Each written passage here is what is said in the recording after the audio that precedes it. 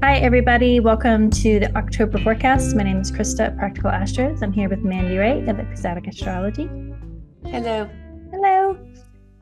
We are excited to talk about October. There's a lot of trines and watery nature. There's a lot of kind of airy activation. We talked a little bit about lightning before we started to record.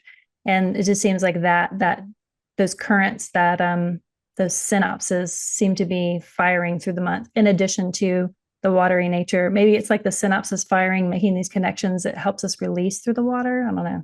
Yeah, I mean, water does conduct electricity very well. True. Very true. Very true. Share the calendar then. Yeah. Just look at it. Why not? So it's nice to start with a visual. Yes, it is. I love that there's so much going on. It doesn't feel like a boring month at all. And a lot of, I want to say, things that move things forward in a positive way.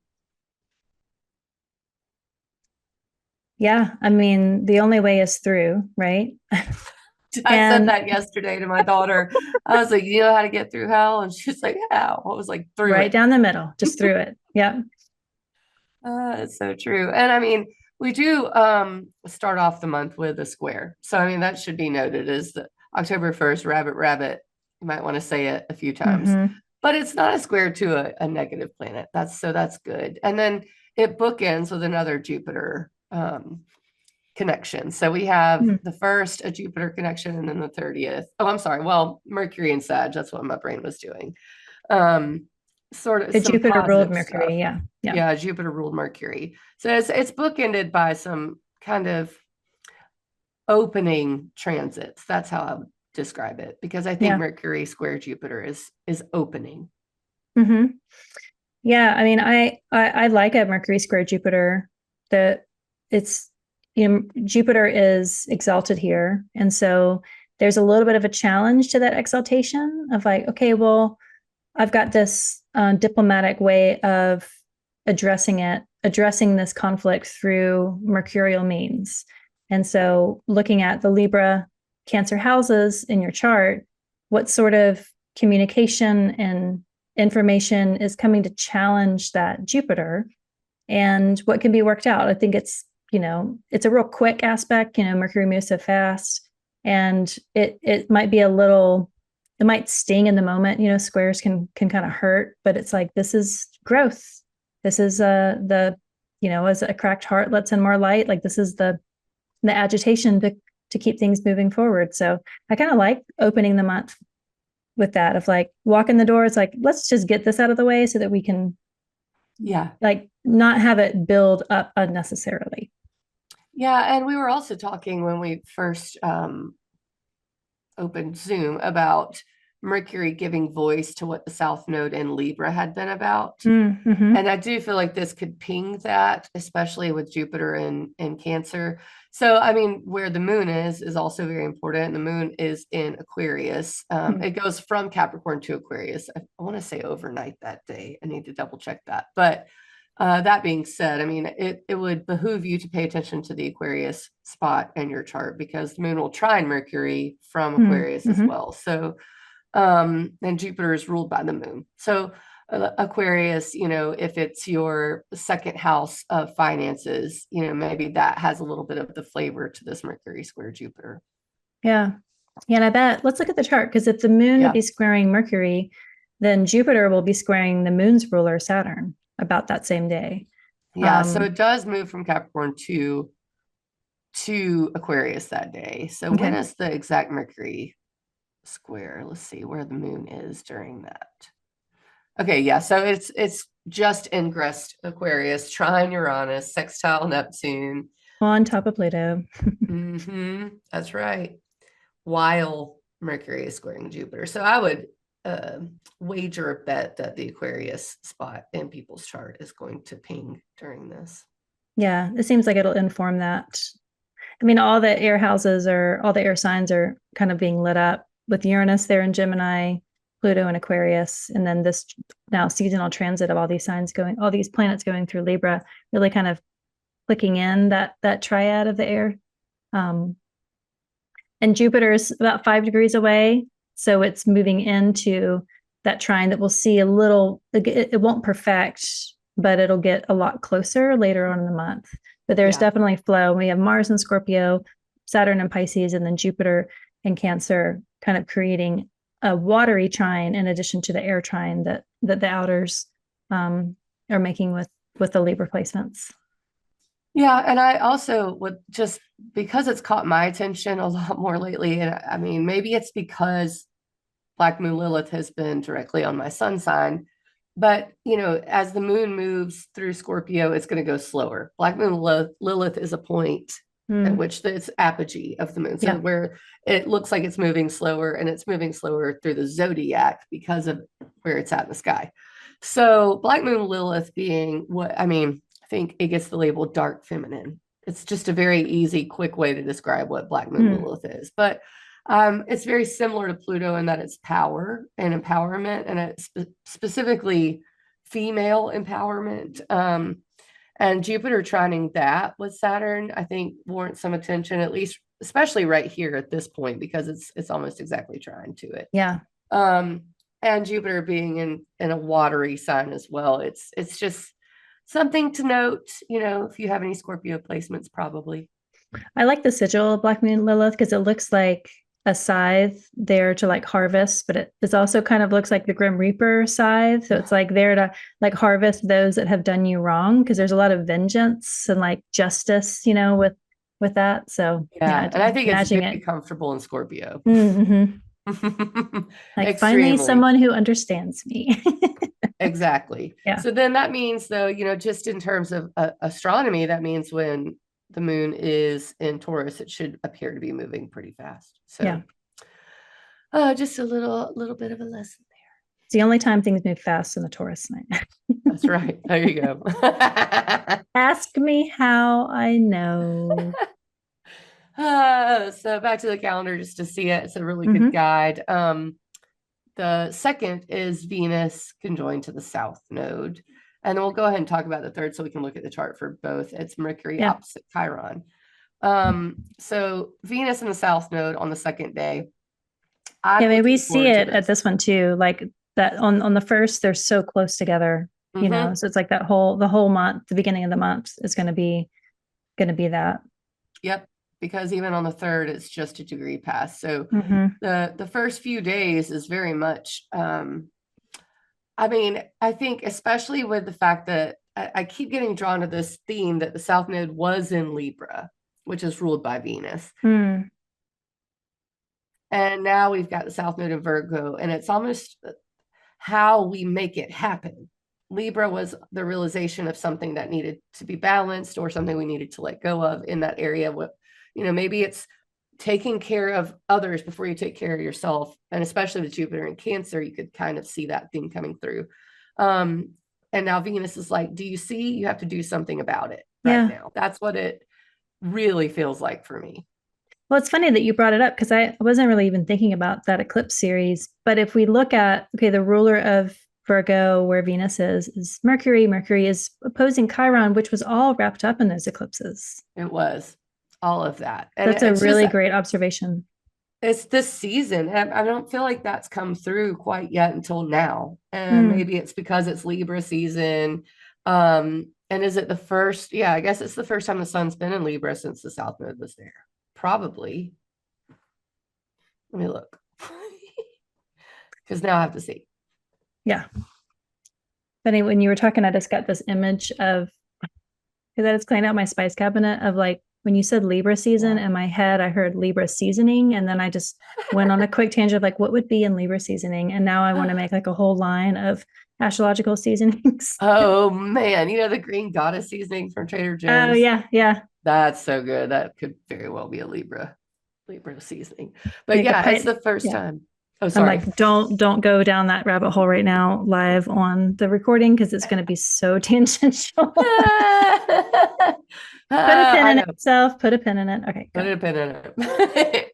But yeah, so it is the first time the sun has been in Libra since eclipses, since the South Node was there. So that's why that observation is coming through so heavily, because I'm like, oh, it's almost like a reflection back, and how Virgo, I could see Virgo almost, so funny because it's routine and it's ritual and it's kind of cleanliness and attention to detail. But at the same time, it's almost hard with Virgo to get rid of things. Like I could see Virgo being like, I'm going to keep hoarding, but I'm going to organize it. I don't know why. So this is almost like a kick in the pants, but in a good way. Like, okay, it's finally okay to get, a new t-shirt and throw out the old one, Yeah. Totally okay. Because look at that Mercury, like we're really tight trying to the moon, and the moon sextiling that Chiron. So that, that's definitely being pulled in. If you think of the moon for the mundane and just, how it translates the sky to us. Yeah, absolutely. Aquarius moon will, kick you in the pants. And this Mercury opposition to Chiron definitely will. I mean, what is my little icon? It's lightning bolts over a brain, because that's what it's like. Okay, I have this realization that I need to be aware of this thing in my life, and Venus at the South Node with Mercury and Venus in mutual reception here, Yeah. It's like it really does feel like I have to do something about it for the first week of October. Yeah. Okay, time to do something about this. I can't keep letting the wound fester. I've got to figure this out, because because the South Node is like this place that we can find a lot of ease and familiarity, and like familiarity breeds contempt. And just imagine, like, if you're used to kind of, living in your own squalor, at what level of squalor you have, but it's like you kind of get used to whatever situation you've created, even if it's not helpful, even if it's not functional, even if someone else came in and saw it, then you would like want to change it, because you realize, oh, this is actually not how I want to do things, but I'm just doing things because it's easy, or I don't have the bandwidth to deal with it. This is like creating the bandwidth to deal with whatever dysfunctional ease you have like rested into. Because I can see that the South Node with Venus there kind of depleting the Venus a little bit, and being like, it's not that big of a deal, lighten up, Virgo, nothing's going to be perfect, just put up with the circumstances. And the Chiron activation with that Mercury is like, you know what, no, we are going to make some change, we're going to kind of have an intervention with that Venus and South Node. Absolutely. And that's why it's the whole first 3 days, because Mercury square Jupiter, Venus pings the South Node, Mercury opposes Chiron. So all three of those things that we'll probably look forward to the weekend that week, but I don't feel super negative about this at all. I feel like what you said, lighten up. That's the Venus part of this. It's like we're ready to do it, and it's going to feel cathartic to do whatever we do around here. So it's funny because I'm going to stay in a haunted hotel that night. Ooh. And the moon at this moment will be exactly conjoined my IC. Ooh. Where definitely going to see some ghosts in Chattanooga at the Reed Hotel. Oh, that's going to be fun. Chattanooga's been around a long time. It's definitely been there long enough for ghosts. It was like presidents have stayed there, and there's like a haunted room specifically. And last time I was there, I did some pendulum work, and it was like a kind of a morgue during the Civil War, and part of the building burned down. They rebuilt it. There's all sorts of poltergeist activity. It's a really beautiful place. It's really cool. And so we're going to go back. I've got to go there for work. And so I was like, let's stay in the haunted hotel and freak my son out again. I love it. That's a perfect night for it.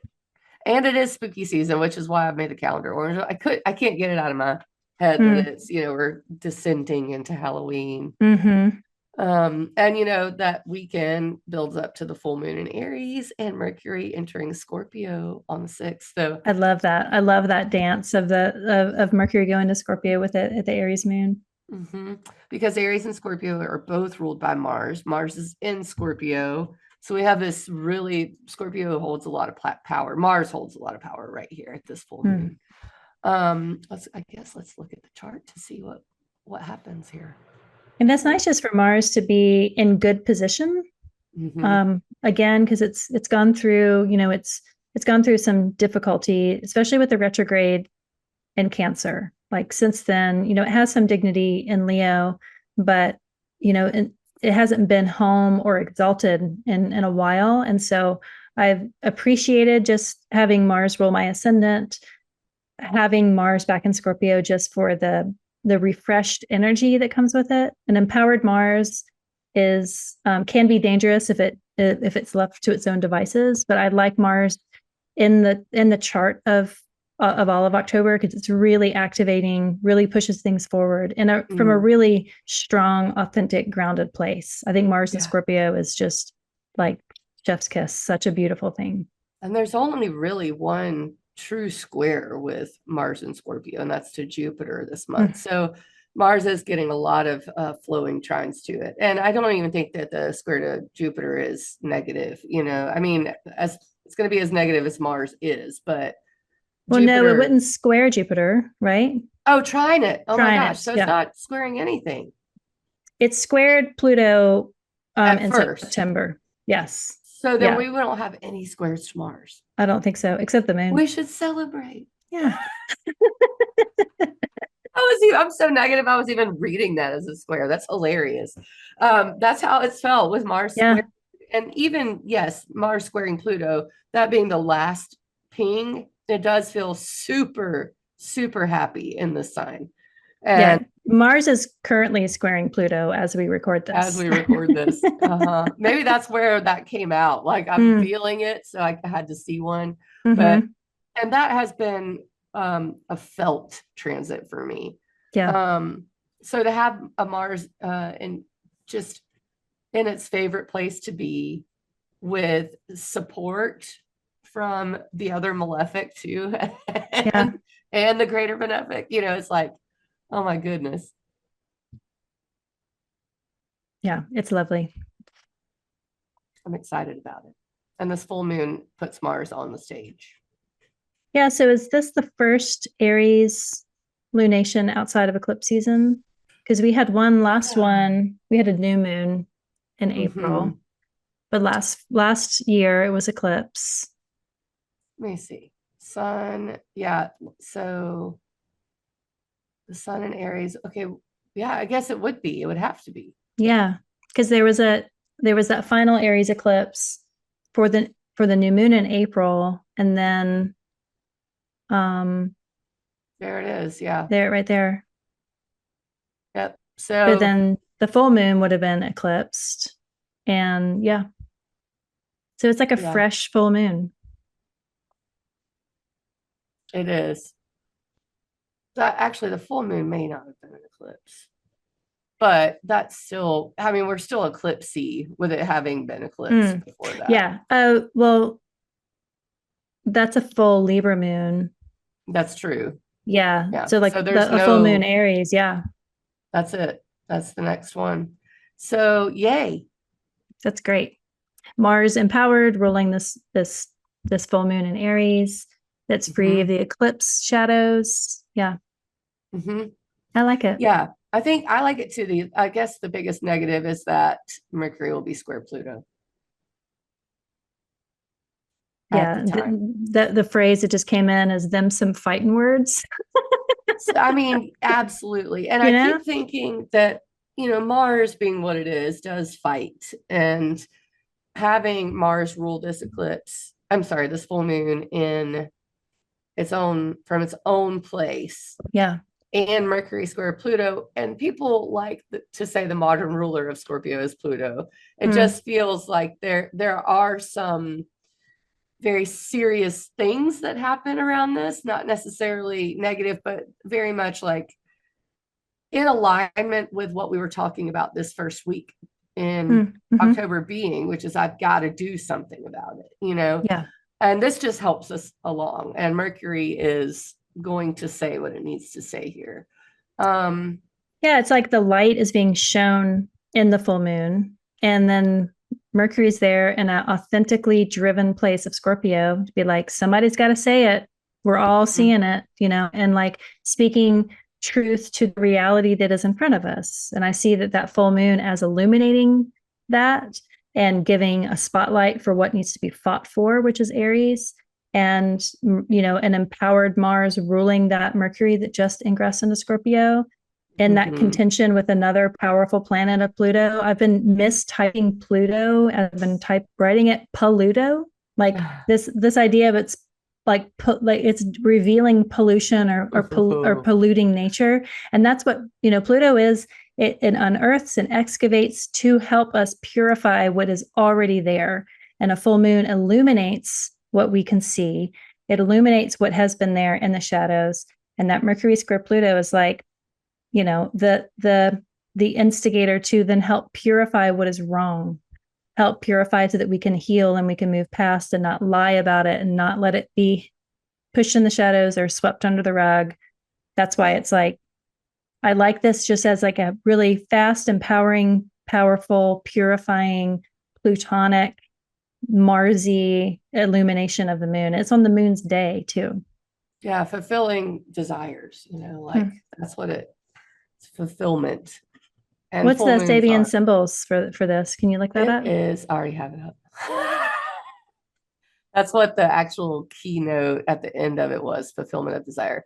It is an Indian weaving a ceremonial blanket, projecting into everyday living the realization of wholeness and fulfillment. So there's a long story that goes along with it. And it's beautiful, but I don't want to spend too much time. But that's why I read fulfillment of desire, and you were basically describing that at the time. I was like, of course the same symbol always hits it, but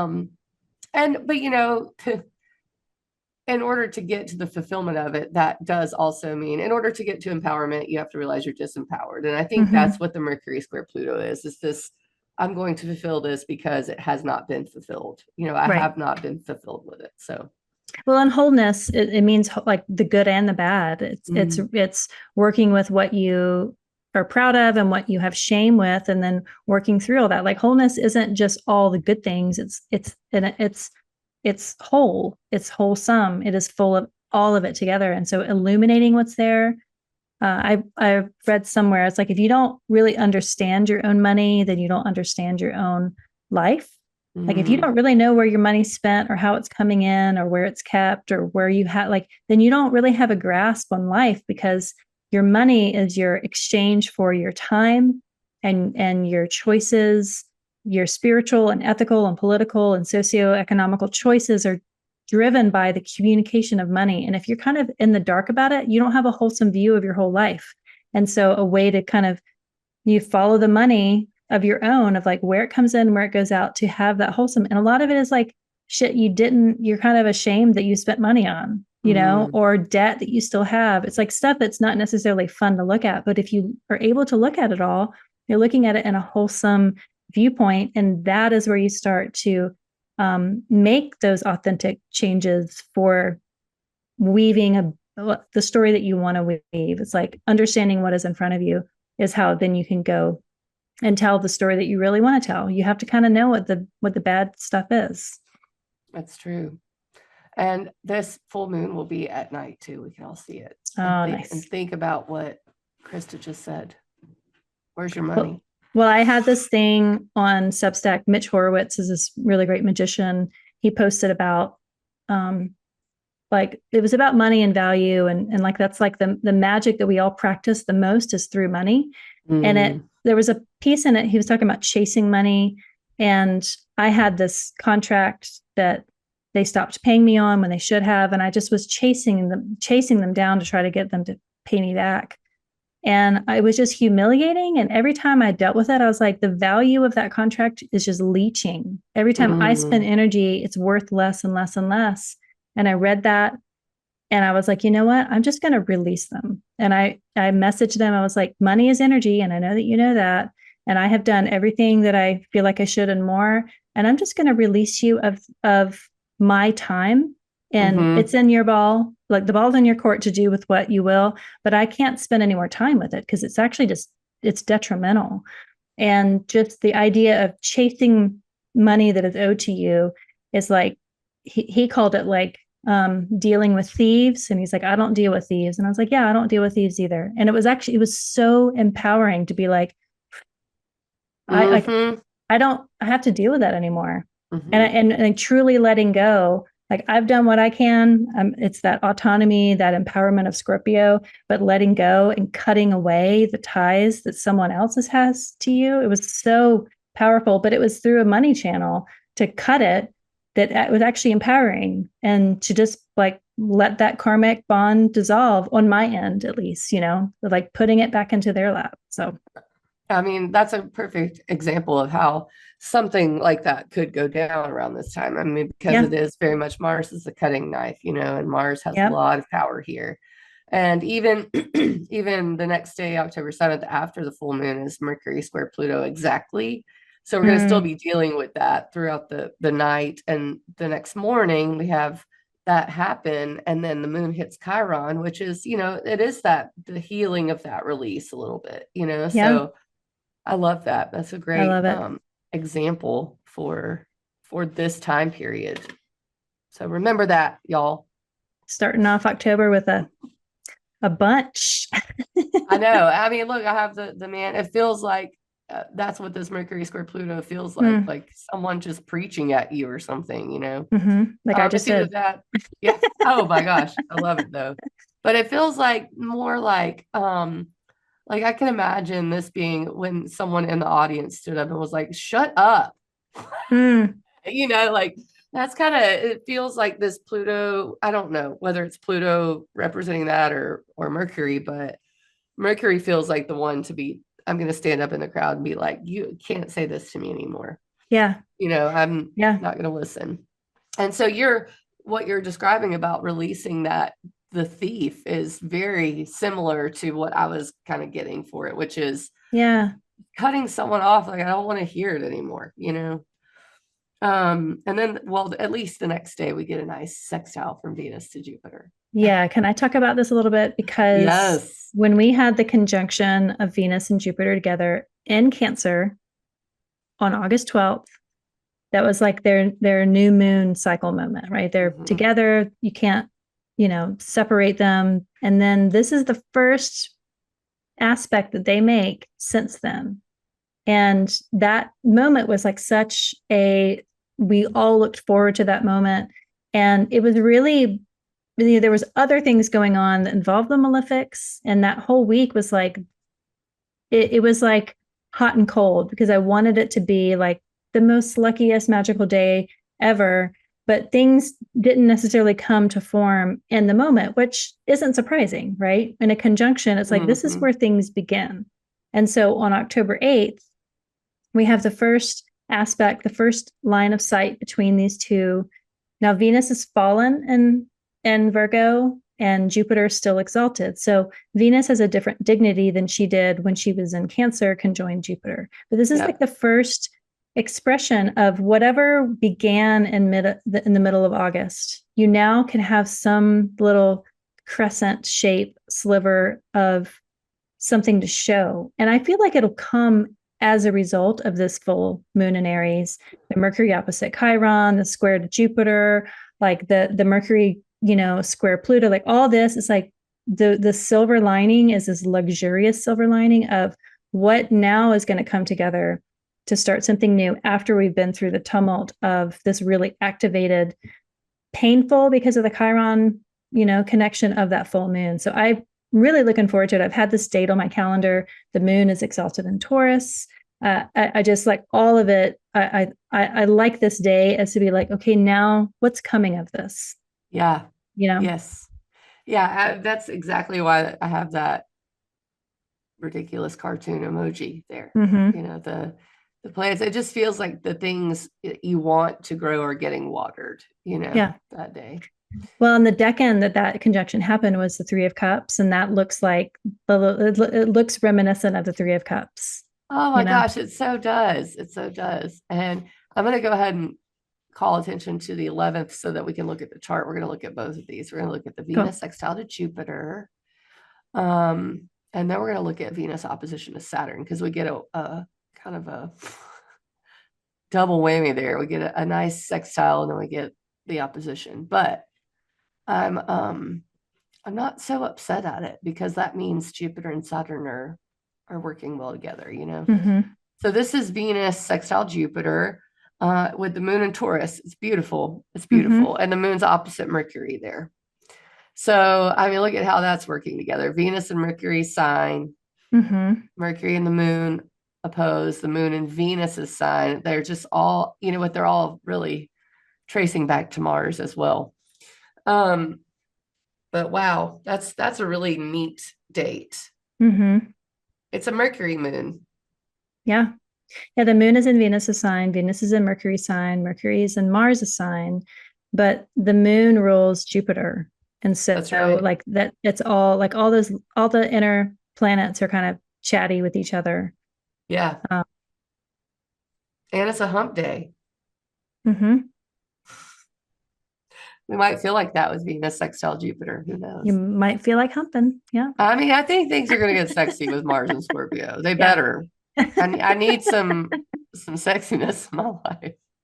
I need some yeah, I know, right? Because it's all felt very like dark, and you don't feel, it's the opposite. Things are just feeling weird, you know. So I need like some kind of intense passion, excitement is what I feel like may come about here, especially with the moon in Taurus. It's just a great hump day. Yeah, good hedonistic hump day. That's right. And then Venus approaches and makes its exact opposition to Saturn. 6:10 a.m. October 11th. So we'll probably be feeling it on Venus Day as well. But my emoji was a chisel, you know, because that's what it's a beautiful thing, you know. This is a beautiful transit. Because it's, you know, it's like there's this, I used to listen to Prohibition era music, and there was a song that reminds me of this for some reason, but it was sitting in a whittling all day long, just whittling, you know, like, so that's what this feels like. You know, you're whittling out what you want to in life, you know. Was the can we look at the Venus retrograde back in March? Because I feel like it went to, so that this is 2659. So that's where it went to 24. So it passed over that degree that Saturn's at. There was conjoined Saturn right around there too. That's where the North Node was during that. 27. So and the moon was at 25. The North Node was at 25. That was, that's something to look back on for October 10th and 11th, I think, as what was going on around there. Because the North Node being there, Saturn retrograding back and forth kind of over that last decan of Pisces, and now Venus being far away from that retrograde, that station point. It is like this reflection and this show of work. You know, Venus is fallen in Virgo, but she stays very busy, and that busy, I think that point of that opposition is to like, okay, how has Venus been busy, you know, in all the areas of life, and for the past 6 months, like what has Venus kind of brought, and look at the journey Venus has had, have that compassion. There's so much conversation, even like what you mentioned earlier today, but just in my life recently with a variety of people about how self-care is such a revolutionary act. And it's not to, you don't do it to be selfish. You do it because we need to kind of put the weight on the scales of balance to help ourselves out, because we overextend ourselves so much. And I like the chiseling away theme to be redirected to, you know, choosing a little bit of self-care every single day before anything else. It is like putting the oxygen mask on you first before you can help someone else. And it's really hard to do, especially in Virgo, but I feel like that's the best chance to remind us of what we need to do. Look at where the sun was. It's Oh, gonna be where the exactly moon. where the moon's gonna be. Wow. I know. I'm really excited. So Venus opposite Saturn. That moon was there for what? The Mercury. Oh, it was for the Venus sextile Jupiter, wasn't Oh, it? yeah. Mm-hmm. Still, I was like, what? Man, that would have been cool if that was exact. But it wasn't. But yeah, I agree. That's why the whittling into, instead of chiseling away, it's more like chiseling for, Mm-hmm. because you don't want to run away from something, you want to run to it, Yeah. Yeah. that kind of a thing. I love it. I mean, I suppose there could, anytime you interact with Saturn, there could be some obstacles, but I think maybe more the moon will T square all of this. What time does that happen? It'll T That square. night. Yeah, Yeah. that evening. So, I mean, I'm trying to feel into, I'm sure there could be some frustrations or something where it's like, maybe it's like, is this what I want to do with my time? You know, Mm-hmm. maybe I don't want to work on this. I want to work on this, because Gemini does tend to consider choices, So with the Mm-hmm. moon and Gemini at T square, that it could be some choice that we have to make. Yeah. And I could see like the oppositions, they're tough. It's like the most powerful aspect, because a conjunction isn't technically an aspect. It's the most powerful position when you're kind of in that direct line of sight. And so power dynamics, being pitted one against another can come up. The Venusian themes. I mean, just looking at like in basic, a dyad of like, patriarchy and matriarchy of the overworked mom versus the dad that is not pulling his own weight. I kind of see that dynamic with a retrograde Saturn that is kind of tired and weepy in Pisces, and like a really driven, high strung, overworked, over bandwidth Virgo Venus, having that come to a head. But you know does it need to come to a head, or does it just need to be realized to be like the dynamics do need to shift so that there can be more empowerment on both ends, and the work is shared easily? Because anything in Virgo can kind of become, like you talked about Virgo like hoarding. I see Virgo as also hoarding responsibilities of just wanting to take it on themselves instead of instructing someone else to do the job. It's like, you're going to do it wrong, so I'm just going to do it myself. And then it just like becomes the burden of having so many responsibilities because there's not the trust to just hand it over and release it and let it go. So it is finding that balance between the two, about the masculine and feminine, like domestic roles, or wherever Pisces Virgo house access is, if it's Could be boss and money. career. Yeah. Things like that. And oh, guess who's bartending that night? Yay, I'm excited. It should be fun. Everyone's going to be telling me about the problems, probably. Yeah. That's what a bartender's for, though. But yeah, I mean, I was just giggling to myself when you were talking about that, thinking, oh man, I've got to go overwork myself. Oh, Yeah, it should be like ladies' night. Yeah, That's what it is. Yeah. exactly. I'm going to make it into ladies' night. There you go. Okay, what's next on the calendar? I like that chisel emoji for some reason. It does something in my brain. So the 13th, Mercury enters Libra. It's a fast Mercury because there's Venus. Scorpio. Oh, God. Mercury is so quick. It went around wait a all minute. the signs and went backwards to. Wait a minute. Yeah, That Venus poor is brain. home. Speaking Venus of is home. overworked. I need a dinger for my misspeaks for this specific recording. Venus enters, like ding, that's number 4. Yep. Venus. Like survey says. So true. Venus enters its home sign of Libra. Yep. And Pluto goes direct, which means there's the 14th. Venus is going to trine. I'm amazed I got the emojis right. Like, I'm just reading them wrong. Is going to trine Uranus and Pluto. So these 2 days, I'm pretty excited about these 2 days. These 3 days, Same. really. Let's go look at it because that's really fun.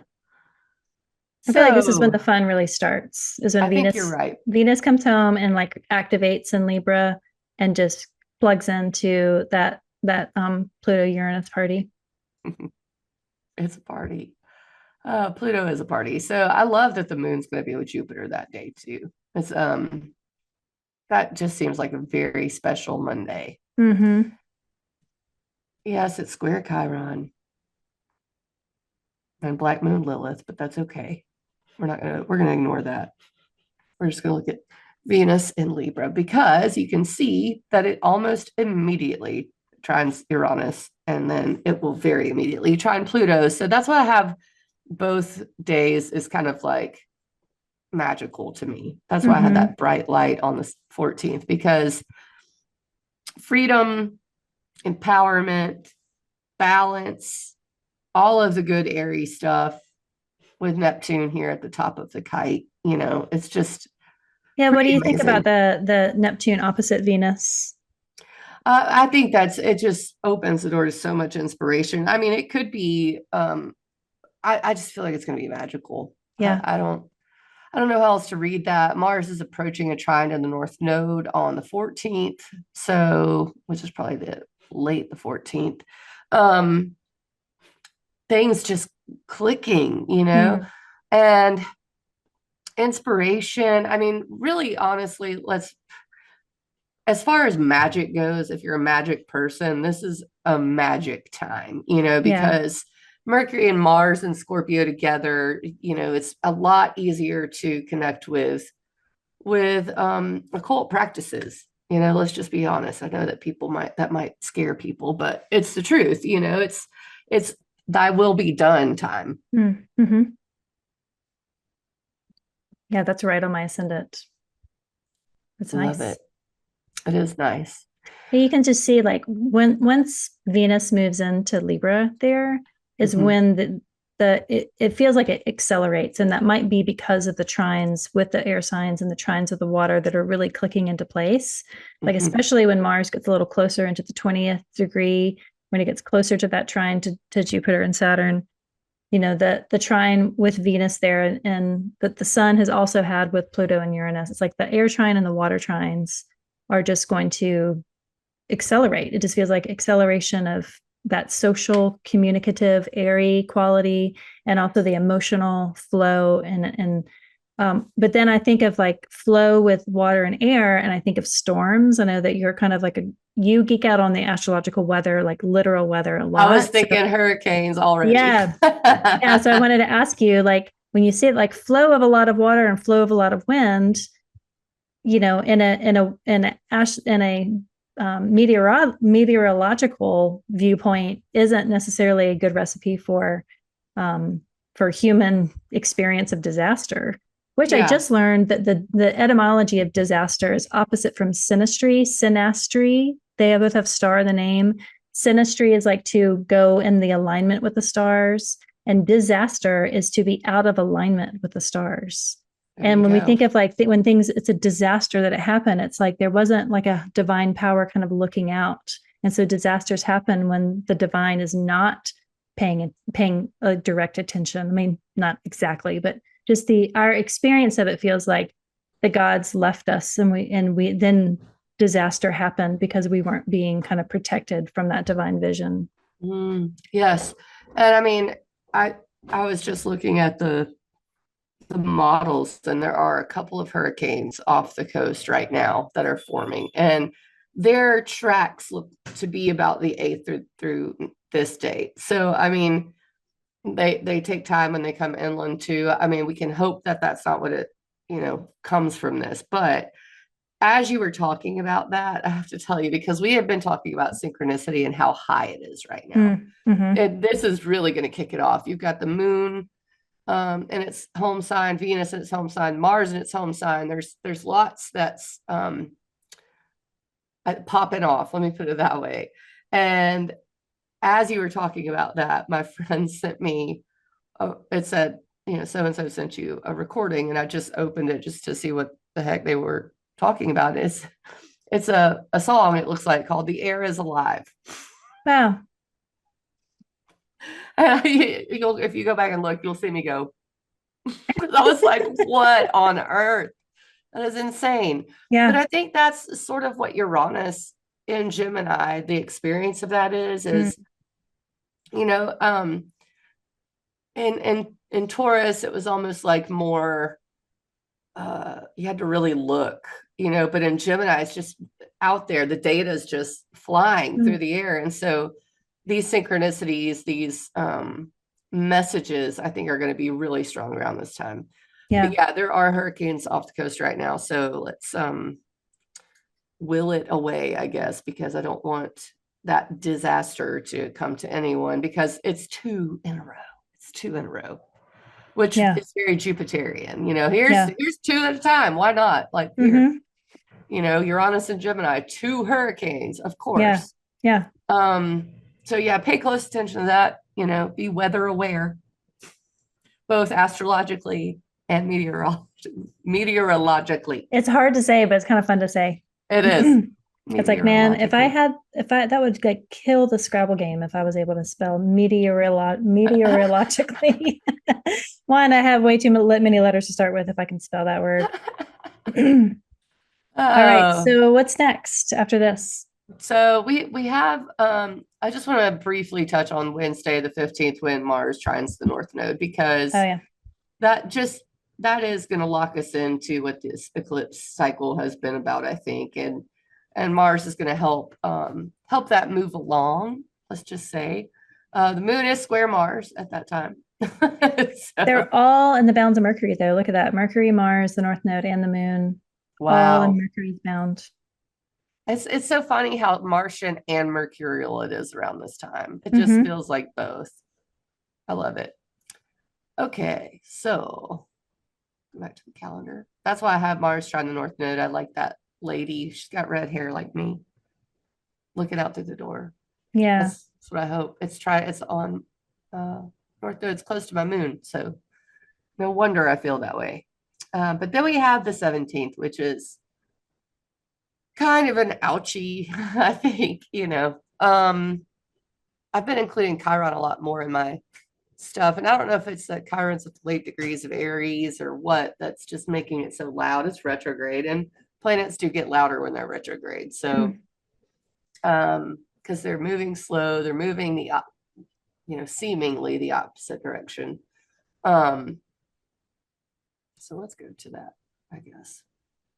Sun opposite.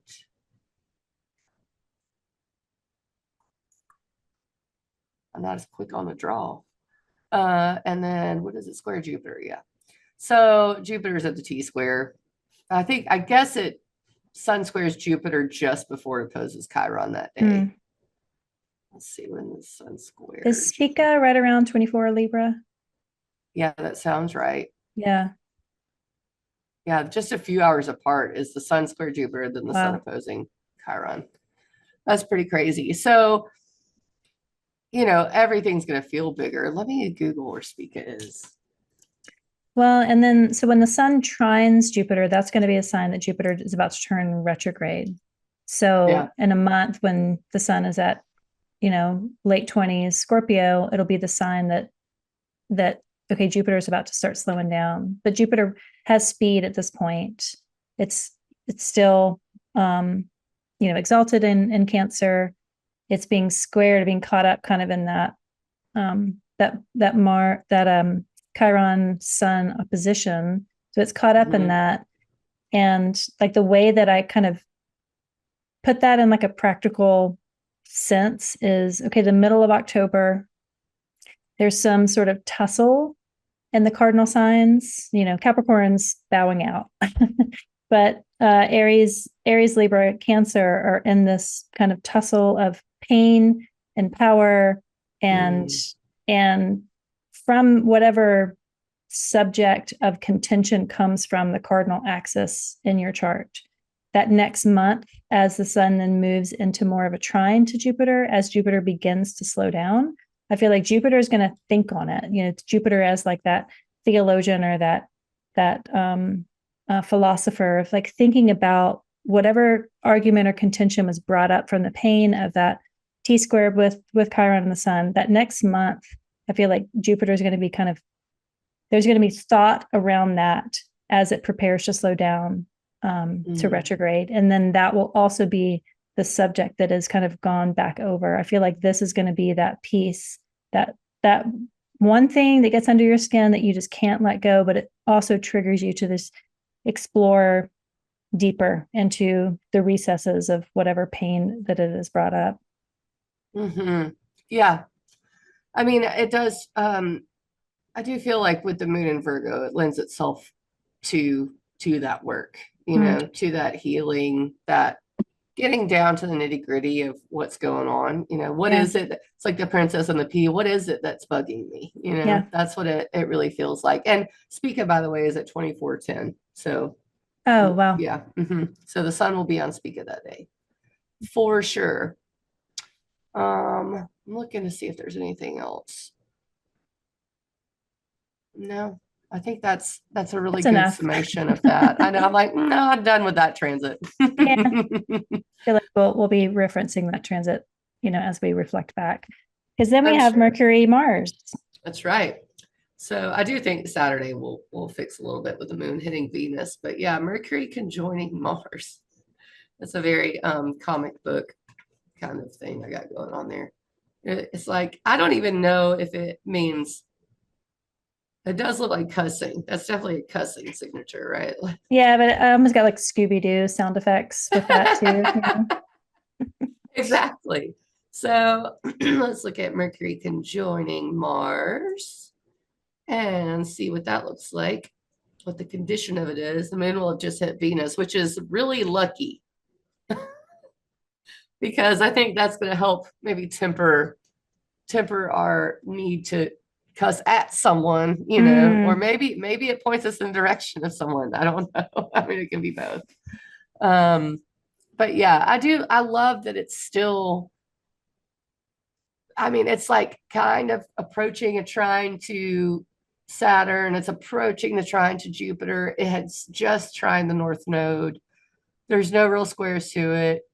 So it feels like a commitment to say something, or a commitment to direct your life in a certain way. Like, I'm going to speak this way from now on, you know? Yeah. And it's Sun and Moon and Venus and Libra. So there is diplomacy that is kind of on the back end, but that impetus to have clarity and powerful words and being selective with the words that you wield, but you're doing it because you're compelled to say the truth. I feel like it's just a compelling of authentic truth. When Scorpio speaks truthfully, and if like the shadow end of Scorpio is that manipulative through secrecy and lying by neglect, that sort of a thing. So it's like on this day, I feel like that's impossible. It's like Mercury and Mars are there being like, fuck it. Yeah. That's the thing, like being Scorpio rising, I experience Scorpio transits differently because it's my first house. So I kind of embody it more. And there's this like really like ease of like just sailing along and letting people think like nobody really knows what my real last name is, and I'm okay with it. It's just like it floats along of like the secrecy is there, but like if you ask me, like I'll tell you, it's no biggie. But then I'll just get this impulse of just being like, just slice through the secrecy and just declare the truth. I get that. Yeah. I've had that throughout my life of like I'm fine with having mystery because I feel like mystery is so vital in life. Mystery is vital for relationships. Mystery is vital for experience of things. Like we can't know everything. Devouring the fact there's mystery is so enriching in life. But with that, there's also like the declaration of the truth to dispel the mystery so that new mystery can build up. Because if you let the mystery build up too long, then it festers. And then it's not even worth the mystery anymore. So I see this as that moment of just declaring truth, announcing truth, being liberated with the truth, speaking it out loud. And then whatever the house Scorpio is for you, having it come out in that theme. I like this for Aquarius risings, honestly, to have that be at the top of the chart, like being really great announcements, just in like the loudest place up there at the top of the sky for you. So. Yeah, it's like that show Lost. Have you ever seen that? Mm-hmm. The mystery went on too long, and then it just was really a letdown at the Yeah. end. It's like, Yeah. what?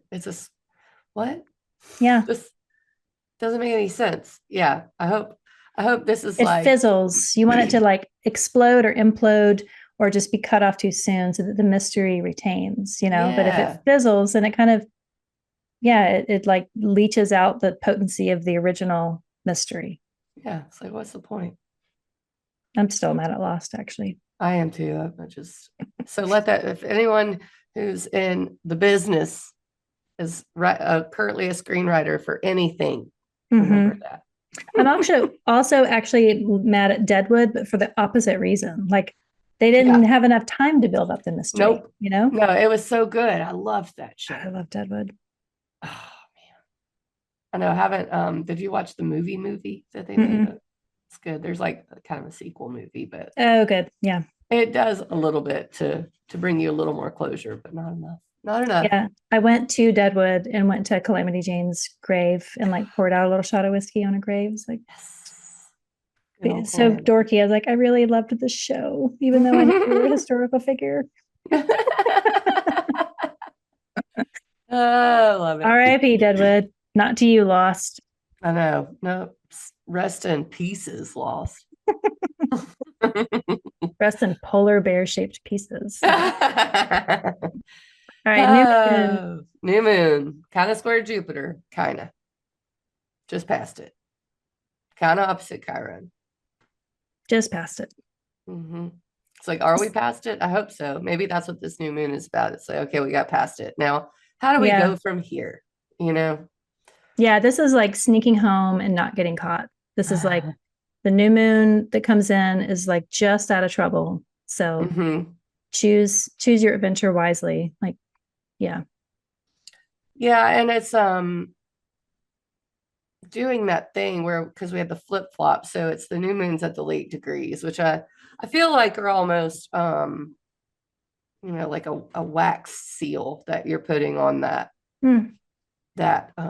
sign, like, okay, this is what this next I guess series of new and full moons is going to be about, because it's going to go backwards through that sign, right? Let me go look. Remember when we had like there was 8 or 9 new moons that were all at 9 degrees, 9 degrees, 9 degrees, yes. 9 degrees. And like this, like the new moon in Virgo was at 29, this one's at 28. So like having the new moons be at those later degrees. Yeah. It just brings up the subject of, what that last decan or that last bound, the last bounds of all the signs are held in the bounds of a malefic. So, it feels a little bit more pressurized and maybe dealing with older things. Like the new moon is then based on older things. So next year it'll be 17 degrees. Yeah. Yeah. That's what I was kind of like trying to see where the next few would be, just to get an idea. Yeah, and then it'll be at 6, and then it'll probably start all over again. So just a couple of years of it. It's worth noting, I think. It's like, okay, then that means, yeah. So then it'll be at 25, and it'll keep going just that way backwards through, which is really a cool thing to look at. I mean, I love that, because there's something in that. Yeah, old things, or yeah, maybe we're just gonna start redoing the whole of that sign, starting from here. So yeah, make old things new. That's what it feels like. And everything is new. I mean, we had eclipses there last year, so it's like, where are we starting from? Kind of like getting your bearings again in Libra. Very much so.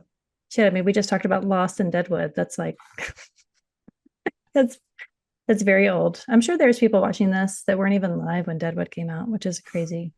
I'm sure. Or like 6 feet under. Yeah. Oh my God. So yesterday was supposed to be the rapture, right? And so in my mind was imagining that 6 feet under episode with a lady.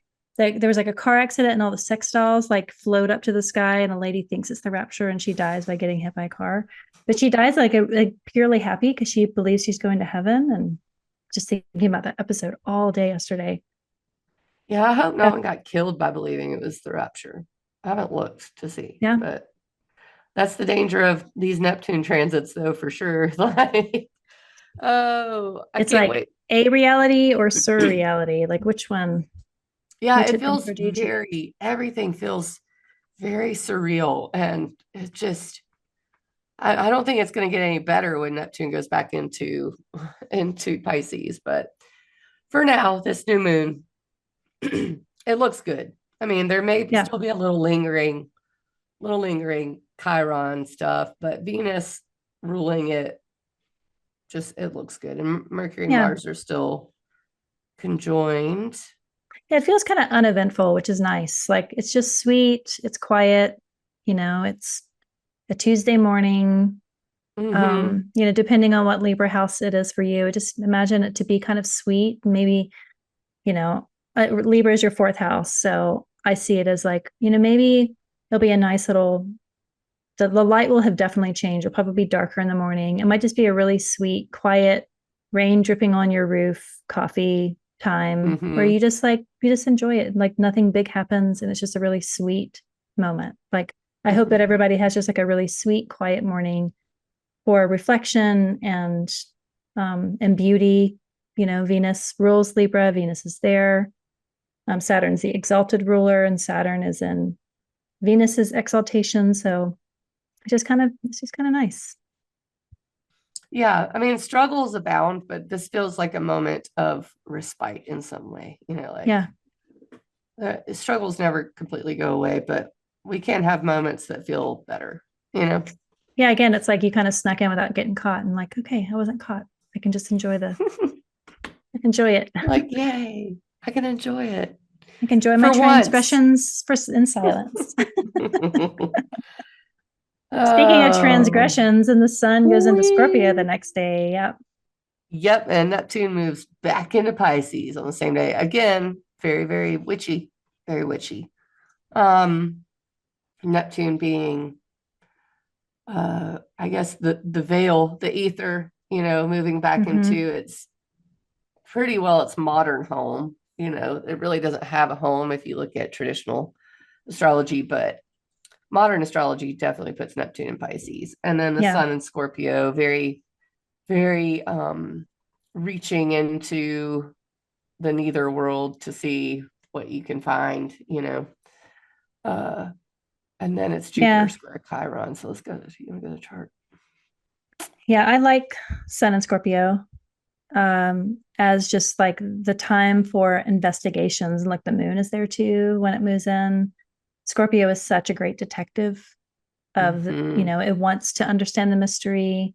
The more you research mysteries, the more mysteries reveal themselves. So it in itself is kind of limitless. We think of the depths that Scorpio can reach. It reminds me of those pearl divers that can hold their breath for longer and longer and longer because they've just trained throughout their whole life to be able to have more capacity to breathe, in the deeper depths of the ocean. So I think of like kind of that pearl diving capacity, the capacity for compassion, to witness really um, inhumane things and seek justice for them is also a Scorpio thing. It can become like a devouring, wanting to know all the worst stuff because you have the capacity for it, but also because you want to fight for justice for it. It's Mars rules. Mars is that warrior, that defender. But when the sun is in a fixed sign, its job is to sustain that light. And in Scorpio, during the Halloween season, we have that.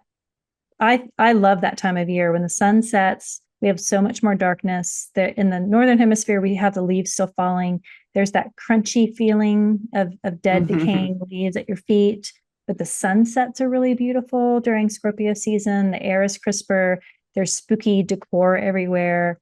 People are dressing in kind of like those more fall, darker, gothic colors. I don't know. It's just like such a crunchy, beautiful time. Like Libra, we definitely start to get to see it. But once we're in Scorpio, it's like it's before the Yeah, holidays, it's before the family obligations. It's just your time to be spooky. And I fucking absolutely love that time. I do too. I do too. And people start to you see them get almost relationship oriented when Mm. the sun starts to go darker. And again, it's that Mars and Mercury are still there. The moon's there, trining Jupiter, trining Saturn, and it's making this grand trine in water that is squishy, and I feel like this, the relationship, people say it's time to, what do they call it? Cuffing season or something. Is that bad? I can't remember. They call it something. I don't know. I could be getting all my lingo mixed up. Lord knows. But it's something like where they want to get together because the holidays are coming. You want someone special with you. Yeah. I could be completely wrong on that. Hopefully we don't have to bleep it out. I'm definitely showing my age. I have no idea. My sister, by the way, it's her birthday. She's a 0 degree Scorpio. Nice. I'm excited for her this year to have this solar return chart. But yeah, it's very much like I could see people wanting to just get comfortable and be in that place. I think the only shall I say negative thing is that Jupiter is square Chiron exactly that day. But it's like that's already been building up. We've almost already done that. I'm not saying that that's not going to be active during this point because the sun is also coming into a square with Pluto. So yeah, as much as there's some good, there may be some reasons we're acting the way we are, and maybe we need to examine those. That's what it feels like, like, are we trying to get with someone? And I'm just running with this metaphor. Like, are we wanting to have a companion because we have pushed everyone else away and we're lonely, or what is the mechanism behind what we're doing while we're trying to make ourselves feel good in this way? I don't know. Maybe that's, or why do I have these desires? What is this desire about? I think Pluto begs examination. And when the sun squares it, I think definitely because it's about us. And then Jupiter and Chiron square, again, I think that's not going to be super loud, but I mean, it could be for you. So yeah, there could be some, we're acting some way because of a wound that we have, so it warrants the thought behind it. Like, it might feel we might be lulled into something. Neptune's gone back into Pisces. So there may be something we're lulled into and wanting to feel this way. But while we still need to be about, keep our wits about us and make sure we're examining why we want to feel this way. Well, so I wonder about, like, currently when we're recording, Mars, is just past the square to Pluto. So like the very end of September is that contention with Mars squaring Pluto. And then a month later, basically the very end of October, the sun moves into that place where Mars had squared. So I feel like Mars is already disturbing. It's already kicking up some things. Like you and I, like off record, are dealing with things that are being kicked up. Like we're kicking them up and they're being kicked up in our face, right? Just personal stuff. It's like that happens. And I feel like it will be revisited around this time. So September 23rd, 24th, 25th, we're looking at October 23rd, 24th, 25th as the sun moves into that square that Mars is currently at during recording. And so when the sun moves in, it's like Mars has already kind of cleared a path and disrupted things, and the sun is there to address it. Yeah, because those are exact the next day. I don't think the moon is there, but let's go back and look at the calendar so I can double check. Yeah, the moon got out. Moon's like, bye, see you later. It's in Sag at this point. So there's the Jupiter square to Chiron on the 23rd. And that's why I have the stitches there, because it's like we're still stitching things up. And I think that's okay. Like you have to take care of your stuff. But then the next day we have Mercury trine Jupiter, and that's why I have one of those megaphones. My poor Mercury is always debilitated on that, because it feels like there is something we still have to speak to. Now, it may be a good thing. I mean, Sun square Pluto, we're reminded of this late September time. Mercury trine Jupiter is like, okay, I know how to say this now. Yeah. And I know what to say. And then the next day is Mercury trine Saturn, and they just ping, ping, ping, because Jupiter and Saturn are very close to a trine. They won't exactly trine, but they will get within minutes of a trine. So anything that's trining Jupiter is going to trine Saturn. The very next day pretty much. So, and it does feel like, okay, that is definitely the thing. I was already aware of it. Now I know what to do about it, and how to go about it. So the Jupiter Saturn trine is going to happen in fire. Is that right? I think so. I haven't looked, but let's see. Yeah, next year, Saturn 13 degrees Aries when so this is the closest it gets of water. yeah. Mm-hmm. Yeah, this time period. So look to late October because Mars is gonna, it is always stronger when another planet is also pinging it. So all this stuff in Scorpio is almost drawing it into this, even though they're not exact by degree and minute, this is the closest it's going to get. Yeah. And Mars is going to ping all of it. So let's go look and show everyone how that looks because it's pretty cool. So here we are. This is the 23rd. That's when the moon is doing it. The moon is making this grand trine. Then you have Mercury trining Jupiter. And then the next day, it's going to trine Saturn later. Then you have Mars coming in to do it. Trining Jupiter and then Saturn, yeah.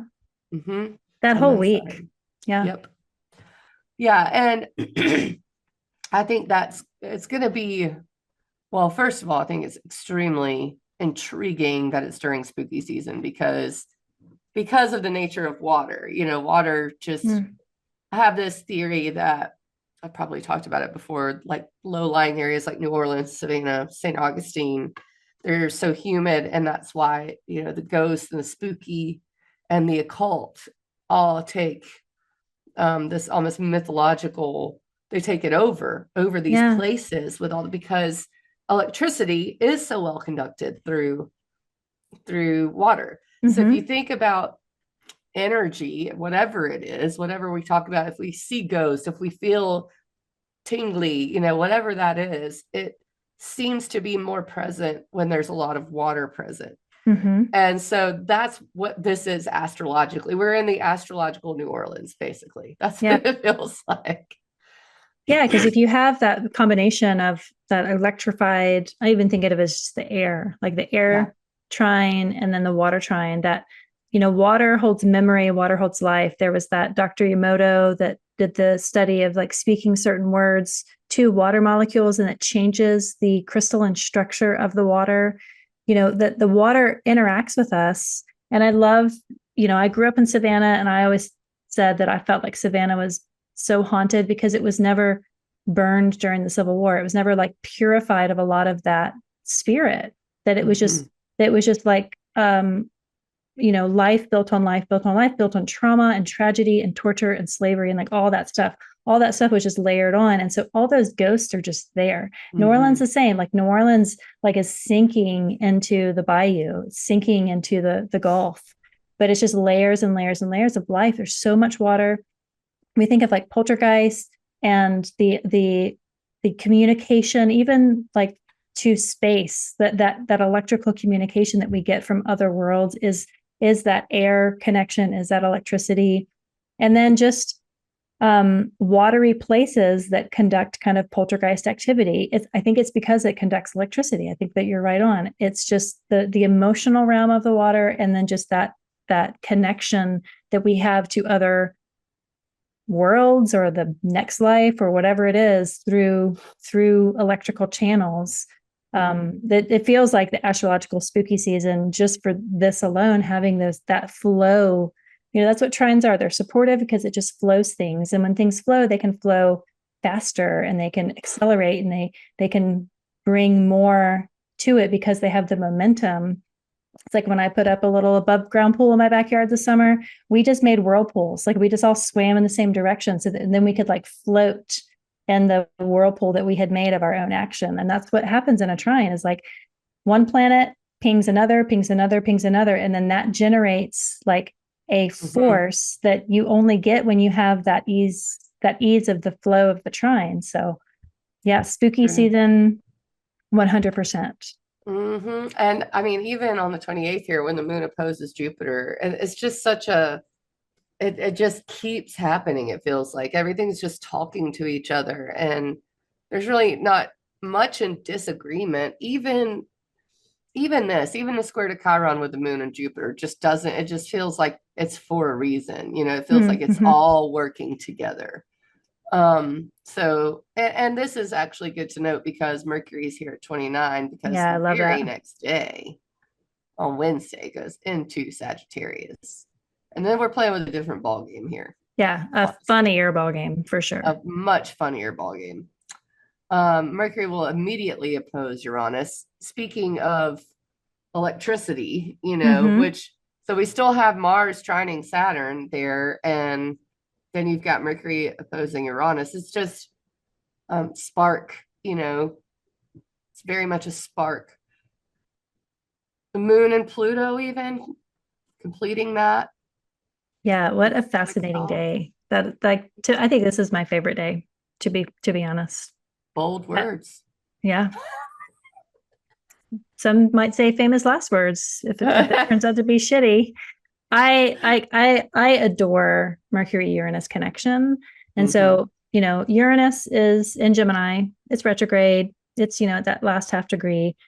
Mercury rules the decan, this first decan of Sagittarius. It's in Jupiter's bound, Jupiter's home, it's exiled here, but an exiled planet gets inventive and the inventiveness, the innovation of an exiled planet met up with like the challenge of that Uranus, to me, is like really brilliant, like a brilliant spark that's in this mutable axis that is, squaring the eclipsed axis. So it's like maybe bringing in some of the eclipse themes, but as like sparks of really great off the wall ideas. I don't look at this as being like confrontational. I just is like, let's completely change the dance of this. I have this like wild thing to try out. And I think Mercury in Sag is bold, even if it doesn't even mean to be. It's like just incidentally bold. And I like this day a lot. I do too. I'm pretty excited about it. And I don't really see, there's really, like you said, it just doesn't feel confrontational. And maybe the most confrontational portion of this is the moon square the sun, the first quarter square of the moon, and maybe the Pluto part. But it feels empowering. Yeah. Yeah, Venus is getting a little closer to the square with Jupiter. That's going to happen really quick, though. She sextiled her from Virgo. Now she's going to square from Libra.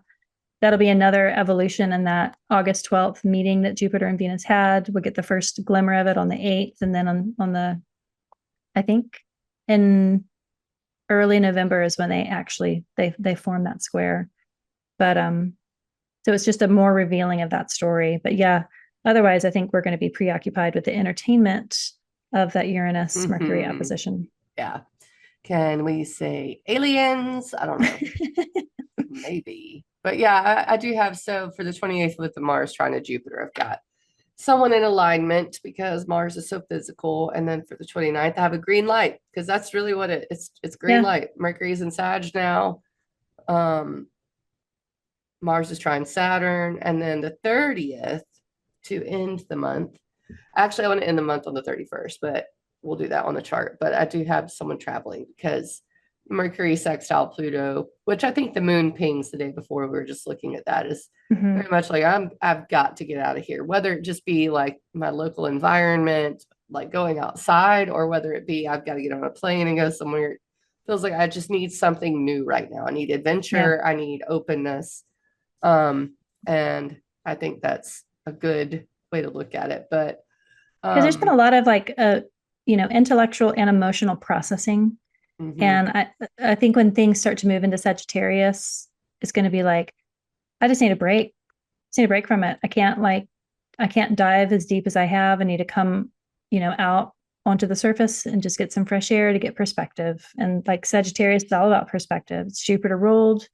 It's like that higher thought. It's like, what does it mean? All those details. I need to be able to put them together to tell a bigger story. It can't just be about the small, petty detail. And so Mercury in Sag is a traveler, 100%. And then, of course, that's the day before Halloween. And then this is what I wanted to look at because I was like, oh, I love it. The last one I could find, and that's the moon in Pisces for Halloween, was, I want to say, like 2017.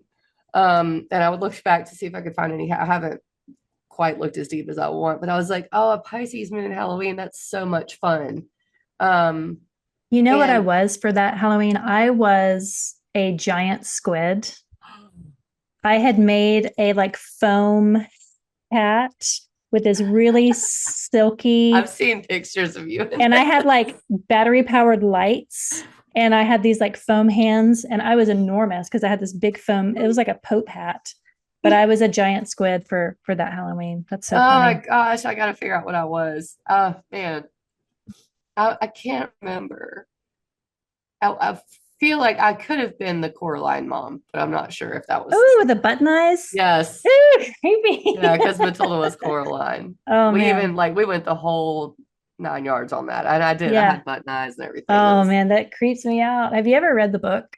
Yeah, it's creepy. The book is so creepy. It is. Absolutely. That's Neil Gaiman, right? Mm-hmm. Yeah. Funny, today I was talking to Leon on the way to school about the Graveyard book. Did you ever read the Graveyard book? Mm-mm. Oh, it would be a book to read during this season. It's a kid whose family was murdered in the very beginning of the book, like the first page, and he grows up in a graveyard and like makes friends with ghosts, and he like goes deep into these cavernous tombs and fights bigger, more supernatural power. Is such a great book. I think if you haven't read the Graveyard book, like aside from the fact that Neil Gaiman is like turned out to be like a pretty awful human, which really bums me out, like absolutely bums me out, because I love his work, and reconciling the work that an artist makes versus the human that makes it, and all of like the really horrible things that they can do when they gain power, especially. Aside from that, like acknowledging that the work that he creates, like in Sandman and Coraline and Fortunately the Milk is another one that's really good, but the Graveyard book is a book to read for this time. It's only like maybe 200 pages, so if you haven't read it before, that would be my recommendation for this whole spooky season, but especially for the Halloween. Okay, well, we have our reading list now because I'm going to need that. You know what's funny is my friend also sent me a podcast of, like this morning. It's like it's spooky season if you want to, and I was like, oh my goodness, it really is coming up. Let me show you what I was. I found it. I found what I was. I was not. It was not that same one where I was Coraline mom, but I was this. I was an astro witch. That's perfect. What's around your neck? That's lapis lazuli. I don't even know what that little symbol was. I have it still. That's very Sagittarian of you. Hilarious. I know, right? Pisces moon Halloween. Not quite I remember not being able to go all out. I wanted to, but I don't think I could that year. Yeah. So I just had all this in my closet. I was like, I'll be an astro witch, whatever. There you go. Yeah. I'll just be like a bigger version of my true self. I do have a Pisces moon. Maybe that's what I'll do again. Yeah. But yeah, look back at that, 2017. Very, very cool thing to think about. Mars, soon after this, will go into Scorpio. That'll be a big change. Sagittarius will oppose Uranus. That's in November, just giving some previews. Yeah, that's different than Mercury opposing Uranus. Mars opposite Uranus is going to be like put that on your calendar. Yeah. Yeah, when every single time Mars Uranus contact, every single time ends up being just something. Yeah. Isn't that the election day? They're having some kind of elections. Like probably just special. It's not midterms. It's probably just special elections. But that first Tuesday in November is usually an election day. Yeah. Interesting. So yeah, November 4th is that. I mean, it's always, let's see, where was the conjunction? That was Guy Fawkes Day is November 5th. Like remember the 5th of November.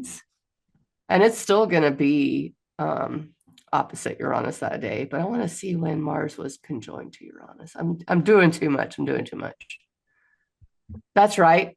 July 15th. Oh yeah. 2024. You were here. That was when you were here. Yep. So, and that was a very explosive day. Go look it up if you don't remember what happened. And so I just wanted to give that quick preview because, might as well look a little bit ahead. Yeah. When's the next time they're going to be conjoined? Good question. Because it does take a little longer.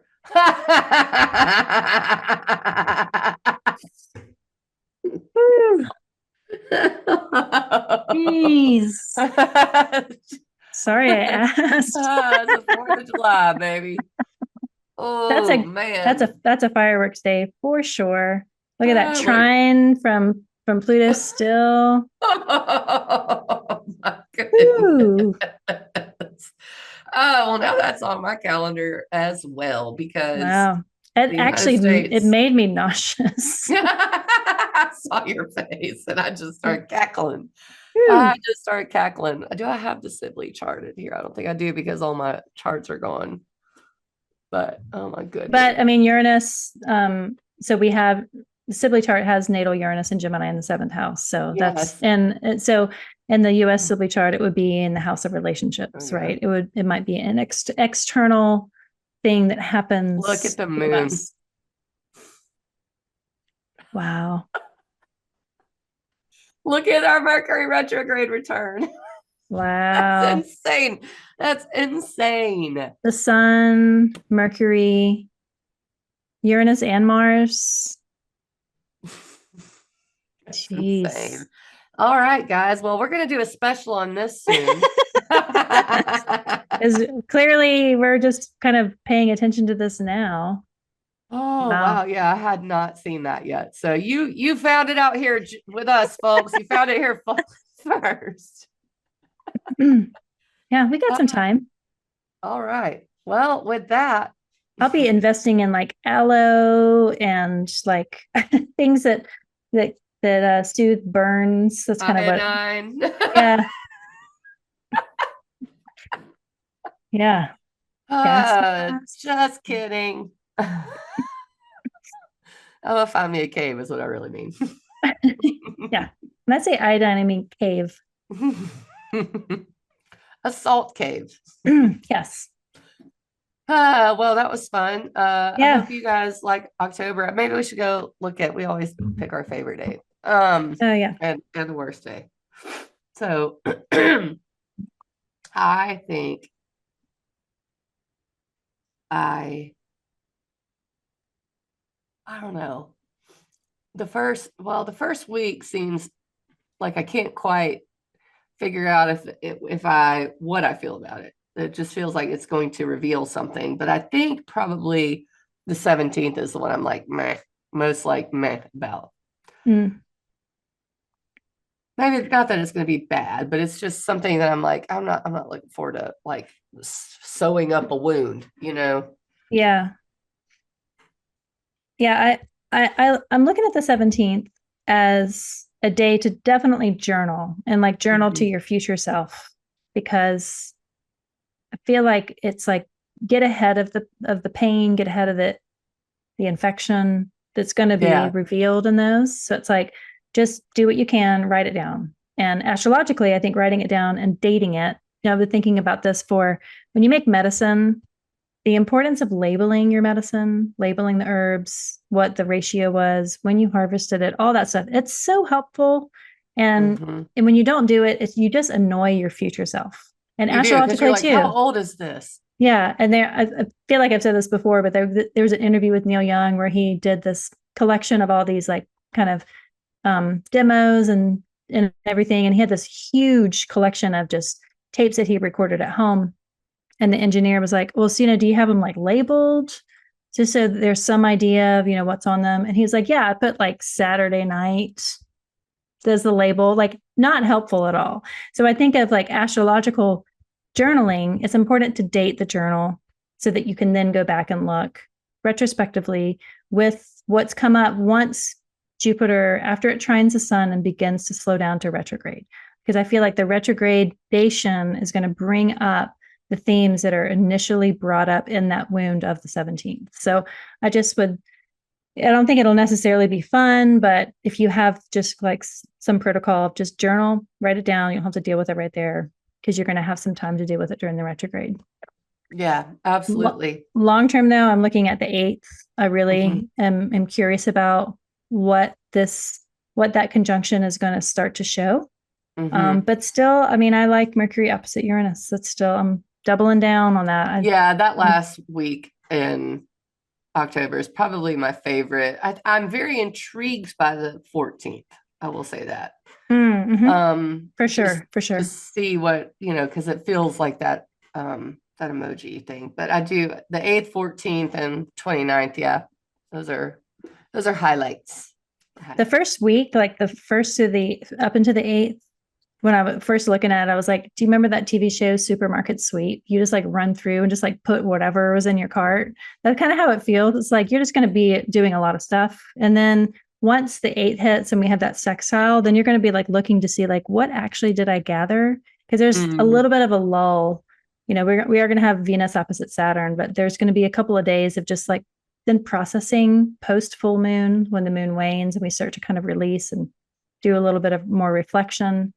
Usually full moons, there is just busy, it's just like lots of activity, but there's the full moon in addition to all of the other stuff that's happening. So it's just the supermarket sweep week. And then we have a little bit of processing. It's like a couple of days after Christmas, you start to kind of actually enjoy the gifts that, you either bought yourself or someone else bought for you. It's like you kind of actually get to experience what you've gathered instead of just the act of gathering. So yeah, fun month. Yay. Yeah. I look forward to November. There's going to be a Mercury retrograde and the Mars opposition to Uranus. So that one's going to be something to watch. Yeah. Great. Well, you can find me at practicalastros.com and all the socials at Practical Astros. I'm Christa.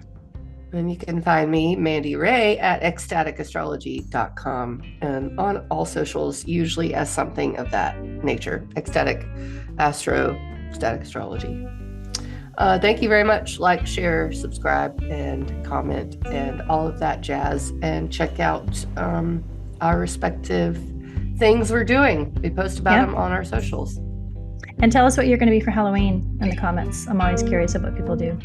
Yeah, please let us know. All right, guys. All right. I hope you have a good month. Bye.